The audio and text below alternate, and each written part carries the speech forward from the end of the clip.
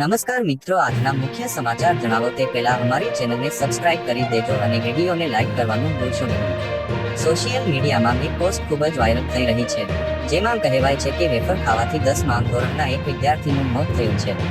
અમેરિકાના મેસેચ્યુસેટ્સમાં રહેતા હેરિસ વોલોવા નામના 14 વર્ષના છોકરાએ એક તીખી વેફર ખાવાની ચેલેન્જમાં ભાગ લીધો હતો, જેમાં વધારે તીખી વેફર ખાવાથી તેનું મૃત્યુ થયું હતું।